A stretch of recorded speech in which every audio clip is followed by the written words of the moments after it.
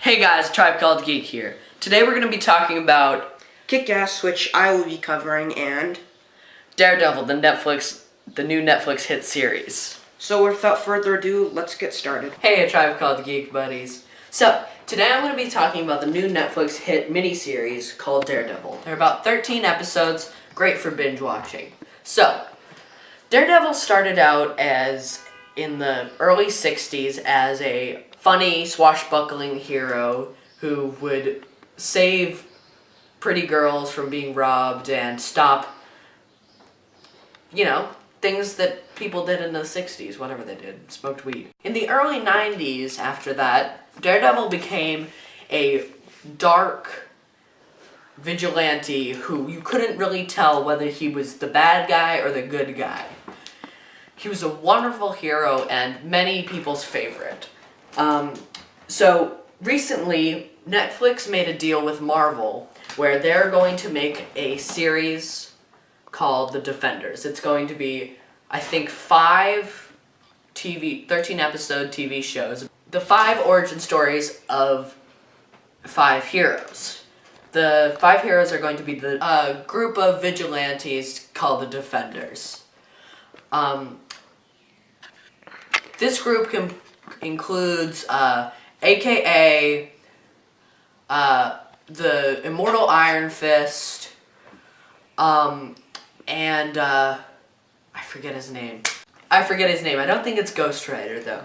So, basically, Netflix made this deal with Marvel where they're gonna make this series. Daredevil. They just made Daredevil. It was a smash hit series. Everyone loved it. It's scary. It's violent. It's excessively violent, but the choreography makes up for it. It's beautiful. Some critiques about the show that I don't really love is that it's so kind of Nolan-y and noir. If you're a film geek, you understand what I'm saying.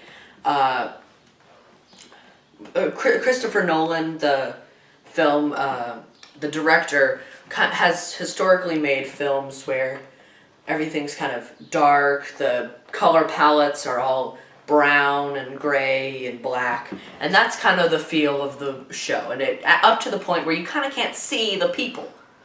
But it's wonderful. By the way, spoiler alert, it starts out with where Matt Murdock, a kid, saves this old man from being hit by a tub of chemical waste. He gets chemical waste in his eyes. He becomes blind. His father is a professional wrestler, boxer actually, and wants to make his son proud. And by doing that, he has to win a match instead of throwing it, which he was being paid to do. When he wins the match instead of throwing it for the money, the people who asked him to throw the match kill him. And basically Matt, this young kid, vows to save his city from the scum that are ruining it. The bookies, the criminals, the gangs.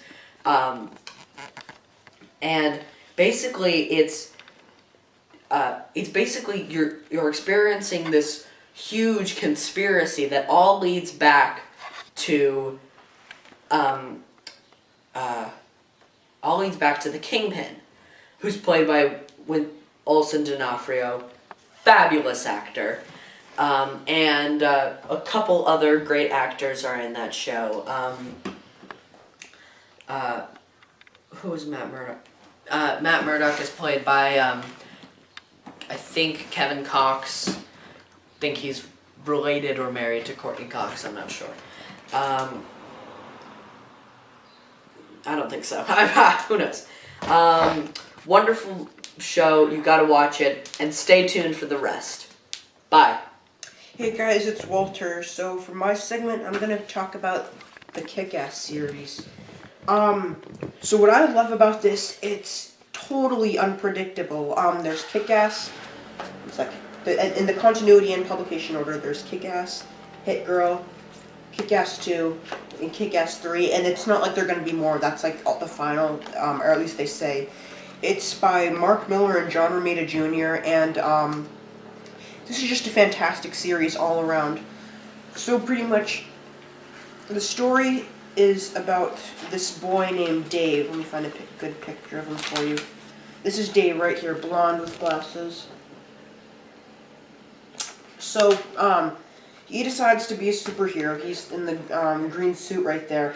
He's a total nerd, but, you know, he just thinks, like, he's surprised no one's tried it yet, so he decides to do it. And this is really realistic in terms of, like, what it would be like. Like, it's gritty, but another thing I love about this is it's so funny. Like, you can't help laughing about it. Like, everything about this is, like, seems to just be, like, done absolutely perfectly. Like, there's, like, a really good balance between, like, seriousness and violence, and then, like, hilariousness, or just, like, everyday stuff. Like, he's a total nerd, but he can also, like, in the later books, he actually really starts to get good at fighting. And he meets other people, like Hit Girl right here, and she is, like, one of the most famous characters from this. Like, she even got her own book, and pretty much she's, like, grew up as a superhero, pretty much. Like, her dad has always trained her to be just, like, someone to kick ass, pretty much like Kick-Ass's name implies. And they have, like, almost like she's almost like the older sister, even though she's, like, 10 or something. They have, like, an older sister, younger brother relationship, and it's really charming.